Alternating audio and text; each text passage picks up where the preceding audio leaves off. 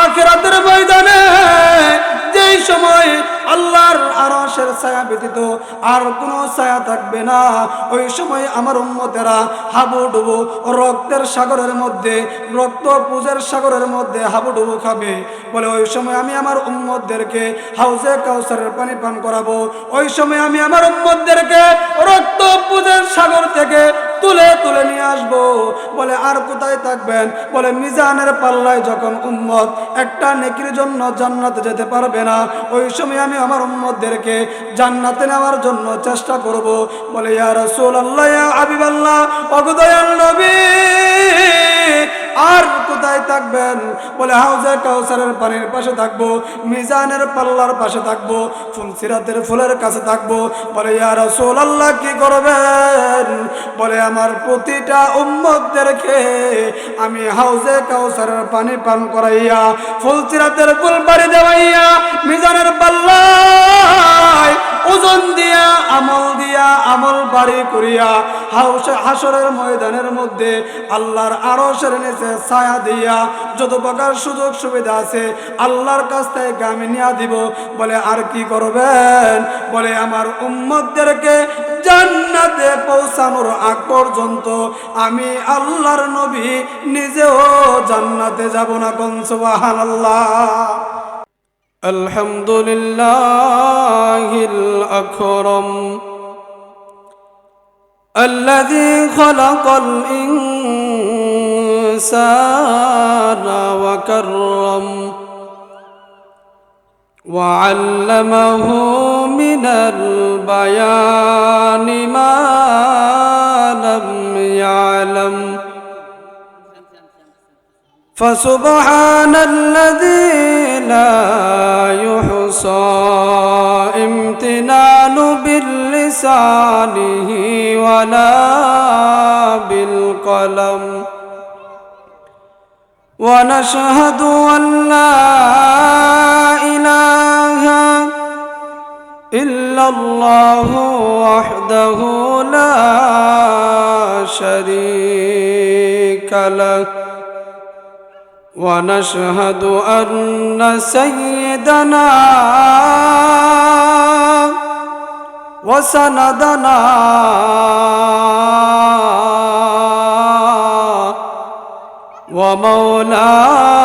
ومولانا محمدا عبد الله ورسوله أعوذ بالله من الشيطان الرجيم بسم الله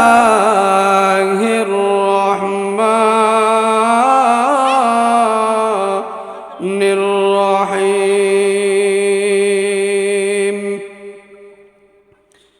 ما كان محمد أبا أحد من رجالكم ولكن رسول الله وخاتم النبيين وكان الله بكل شيء عليما صدق الله العظيم وآية الأخرى شان حبيبه ومعشوقه ومخبرا وآمرا إن الله وملائكته يصلون على النبي يا أيها الذين آمنوا صلوا عليه وسلموا تسليما সকলে দুরূদ ইব্রাহিম পড়ি। اللهم صل على محمد وعلى آل محمد كما صليت على إبراهيم وعلى آل إبراهيم إنك حميد مجيد اللهم بارك على محمد وعلى آل محمد كما باركت على إبراهيم وعلى آل إبراهيم إنك حميد مجيد পৃথিবী আমার আসল ঠিকানা নয়, মরণ একদিন মুছে দিবে সকল রঙিন পরিচয়।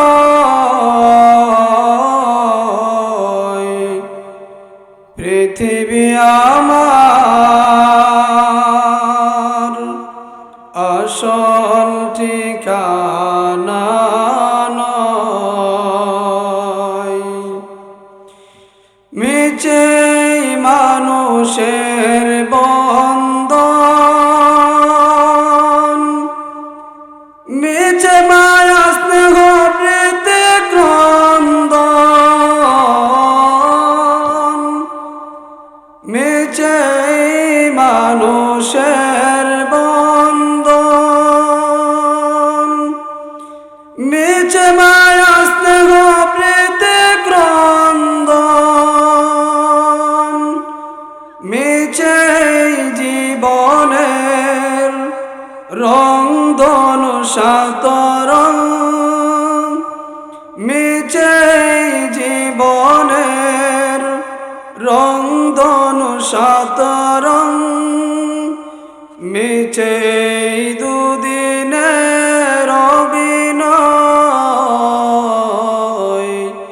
পৃথিবী আমার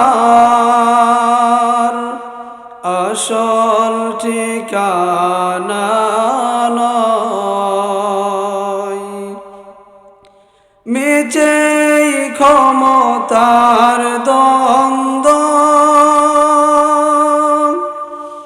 মিছে গান কবিতার ছন্দ, মিছে ক্ষমতার দ্বন্দ্ব, মিছে গান কবিতার ছন্দ, মিছে অভিনয় নাটকের মঞ্চে, মিছে অভিনয় নাটকের মঞ্চে, মিছে জয়ার পরাজয়। পৃথিবী আমার আসল ঠিকানা নয়, মরণ একদিন মুছে দিবে সকল রঙিন পরিচয়। পৃথিবী আমার আসল ঠিকানা নয়। আলহামদুলিল্লাহ, মরহুম হাইসু মিয়ার স্মরণে 15তম ইসলামী মহাসম্মেলনের সম্মানিত শ্রদ্ধাভাজন সভাপতি সাহেব হজরত মাওলানা হুসাইন আহমদ সাহেব খতিব ও পেশ ইমাম বালিয়ার পাড়া জামে মসজিদ। প্রথমে মহান রব্বে কারিমের দরবারে একবার শুকর আদায় করি যে আল্লাহ রব্বুল ইজ্জত আপনাকে আমাকে অত্যন্ত দয়া করে মায়া করে এরকম দিনই একটা মজলিসে কথা বলার, কথা শোনার, দিনই আলোচনাগুলি শোনার মতো তৌফিক মহান রব দান করেছেন। এই জন্য অন্তরের অন্তরস্থল থেকে কালিমাত শুকর আদায় করি আলহামদুলিল্লাহ। মোহতারাম হাজিরিন, আমি যে আয়াতখানা তেলাওয়াত করেছি ওই আয়াতের মধ্যে আল্লাহ রব্বুল আলামিন আমাদের নবী জনাব মুহাম্মদুর রাসূলুল্লাহ সাল্লাল্লাহু আলাইহি ওয়াসাল্লামের সম্মান নিয়ে আলোচনা করেছেন। তিনি কত বড়, এবং তিনাকে আল্লাহ তাআলা কত দামি বানিয়ে সৃষ্টি করেছেন। মুহাম্মদ সাল্লাল্লাহু আলাইহি ওয়াসাল্লাম সর্বশেষ নবী, সর্বশেষে দুনিয়াতে আসছেন এবং সর্বশেষে আল্লাহ তাআলা তাকে পাঠিয়েছেন। ওনার দ্বারাই নবুয়তের দরজা আল্লাহ বন্ধ করে দিয়েছেন। বলে ওনাকে যে আল্লাহ সর্বশেষে দুনিয়াতে পাঠিয়েছেন, সর্ব উত্তম, সর্বশ্রেষ্ঠ এবং প্রথম নবী এবং শেষ নবী বানাইয়াই আল্লাহ দুনিয়াতে পাঠিয়েছে। বলে এই নবী যে দুনিয়াতে আসলেন, বলে আল্লাহ রাব্বুল আলামিন ওনারে অনেক দামি বানাইছে। আল্লাহ তাআলা ওনাকে অনেক সম্মানও দান করছেন। বলে উনি যখন দুনিয়াতে আসবে, আল্লাহ তাআলা উনি যে সর্বশ্রেষ্ঠ নবী, উনি যে দামি নবী, এই ঘটনাগুলি আল্লাহ দেখিয়ে দিয়েছেন। বলে আল্লাহ রাব্বুল আলামিন কিভাবে ঘটনা দেখিয়ে আমাদেরকে জানিয়ে দিলেন। আল্লাহর নবীর দাদা আব্দুল মুত্তালিব, আব্দুল মুত্তালিব ডাক দিয়া বলেন, আমার রাতে আব্দুল্লাহর ছেলে মুহাম্মদ যখন আমার ছেলের পুত্রবধূ, আমার পুত্রবধূ আমেনার গর্ভে যখন আসলেন, ওই সময় থেকে আমরা বুঝতে পারছি এই শিশুটা কোনো যে সেই শিশু নয়। এই শিশুটারে আল্লাহ বড় দামি বানাইছে। আল্লাহ এই শিশুটারে অনেক মর্যাদা দান করবে, এই শিশুটার অনেক সম্মান হবে বলে আমরা বুঝতে পারছি। বলে কিভাবে বুঝছেন? আমেনা রাদিয়াল্লাহু তাআলা আনহা ডাক দিয়া বলেন, আমার গর্ভে যখন মুহাম্মদ আসছে,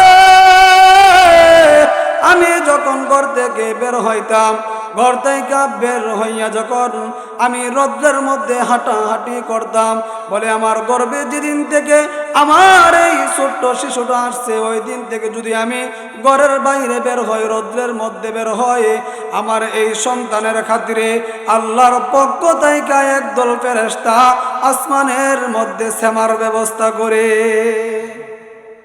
বলে শুধু এটাই শেষ? বলে না না, শুধু এটাই শেষ নয়। বলে আব্দুল মুত্তালিবের কাছে এলাকার লোকেরা বিচার দিল, ও আব্দুল মুত্তালিব, তোমার ছেলে আব্দুল্লাহ মারা গেছে। আরে আব্দুল মুত্তালিব, আব্দুল্লাহ ইন্তেকাল করছে। আমাদের ভিতরে বড় কষ্ট, আমাদের হৃদয় বড় ভারাক্রান্ত হৃদয়ে আব্দুল্লাহ অল্প বয়সে ইন্তেকাল করলো। আব্দুল্লাহর প্রথম ছেলে মুহাম্মদ, এই ছেলেটারও আব্দুল্লাহ দেখে যেতে পারে নাই। এটা আমাদের বড় কষ্ট রে আব্দুল্লাহ, আব্দুল মুত্তালিব। কিন্তু আমাদের একটা বিচার তোমার কাছে। বলে বিচারটা কি জানোনি? বলে কি বিচার? আরে আব্দুল মুত্তালিব, আব্দুল্লাহ ইন্তেকাল করছে। আব্দুল্লাহর স্ত্রী শোক পালন না কইরা, আব্দুল্লাহর স্ত্রী যখন রাস্তা দিয়া যায়, আব্দুল্লাহর স্ত্রীর শরীরের মধ্যে কি রকম যেন পারফিউম ব্যবহার কইরা ঘোরাফেরা করে। আব্দুল মুত্তালিবের কাছে বিচার দেওয়ার পরে আব্দুল মুত্তালিব শরমে জিজ্ঞাসা করতে পারে না, ছেলের বউরে কিভাবে জিজ্ঞেস করবে? আব্দুল মুত্তালিব আবার আব্দুল মুত্তালিবের স্ত্রীর ডাক দিয়া বলে, ও আব্দুল্লাহর মা,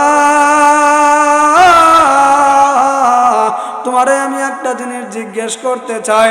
বলে কি জিজ্ঞেস করবেন? বলে আমার আব্দুল্লাহ মারা গেল, আমার আব্দুল্লাহ দুনিয়া থেকে আমার আব্দুল্লাহ চলে গেছে।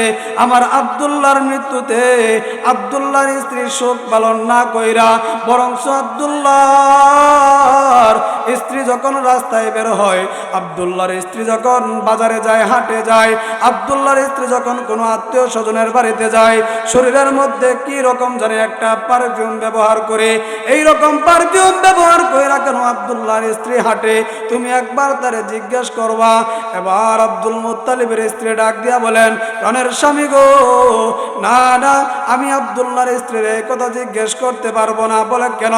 বলে আজকে একদিন নয়, 2 দিন নয়, দীর্ঘদিন ধরে আমি খেয়াল করে দেখতেছি আমার এই ছেলের বউ, আব্দুল্লাহর বউ, আব্দুল্লাহর স্ত্রীর কাছ থেকে আমি লক্ষ্য করে দেখছি, একদিন নয়, 2 দিন নয়, আব্দুল্লাহর স্ত্রীর শরীর থেকে দীর্ঘদিন ধরে গ্রানটা পাইতেছি। বলে কেমন গ্রান?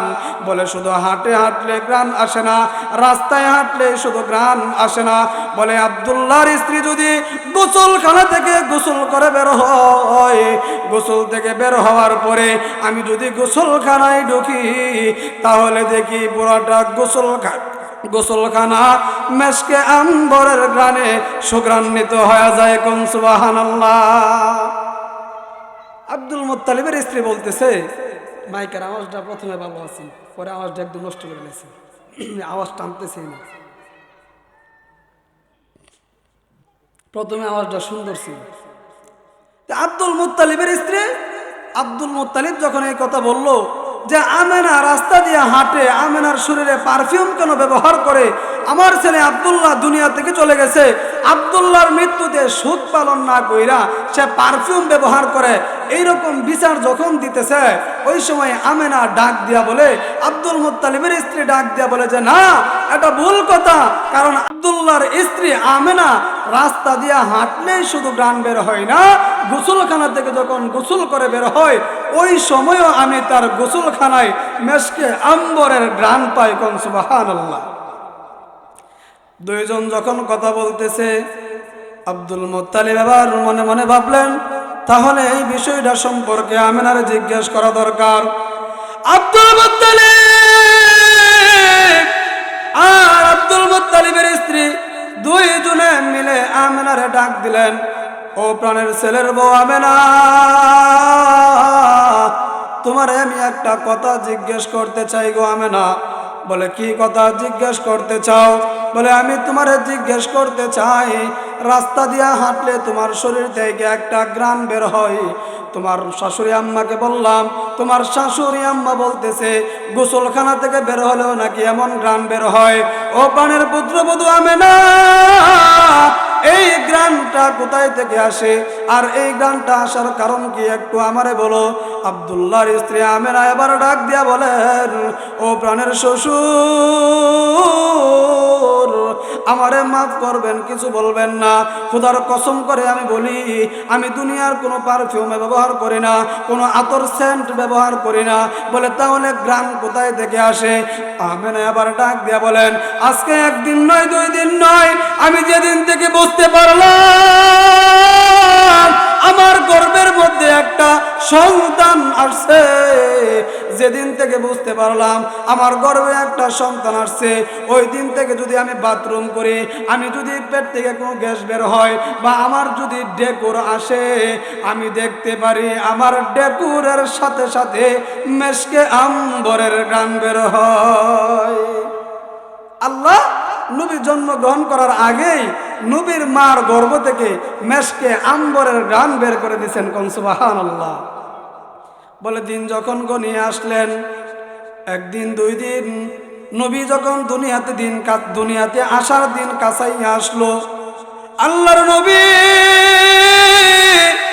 আমাদের জন্য কত বড় রহমত বানাইয়া আল্লাহ পাঠাইলো।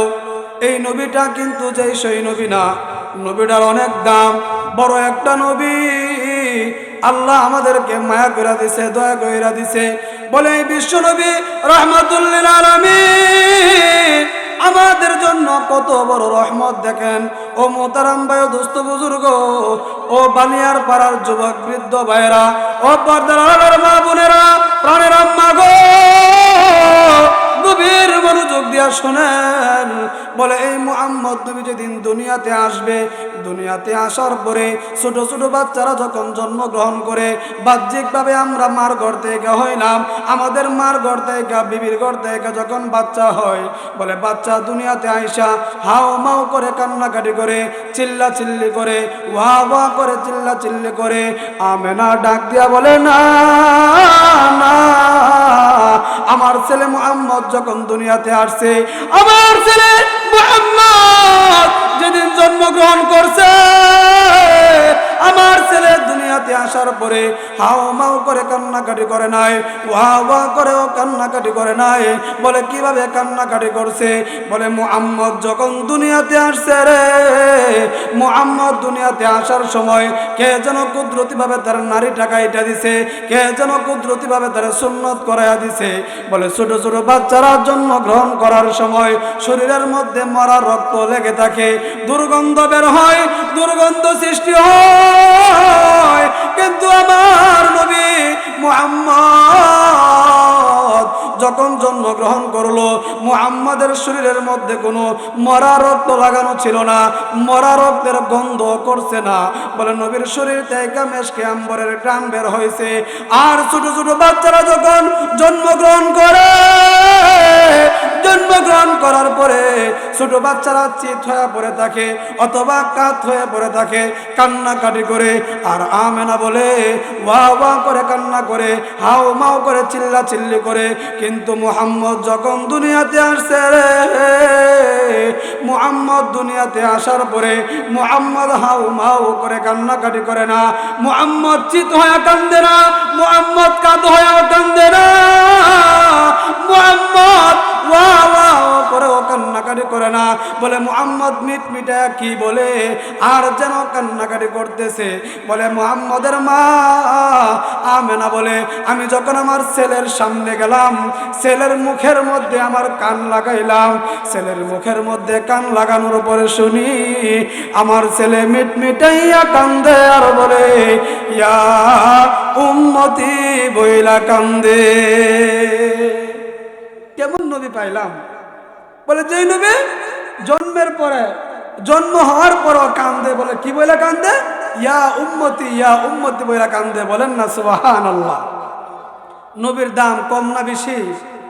অনেক বেশি।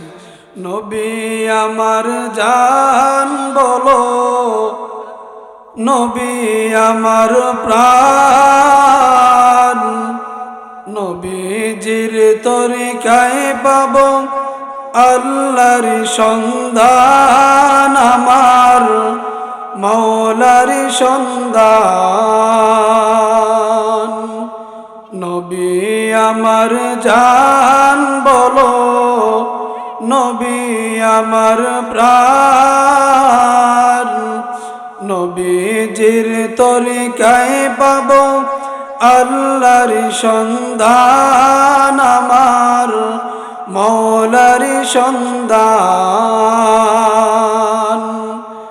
সেনাপতি ছিলেন নবী উহুদের ময়দান, শহীদ হইলেন গো নবীর উহুদে দান্দান। নবী আমার জান বলো, নবী আমার প্রাণ, নবীজির তরিকায় পাব আল্লাহর সন্ধান, আমার মাওলার সন্ধান। সেনাপতি ছিলেন নবীর নাতি কারবালার ময়দান,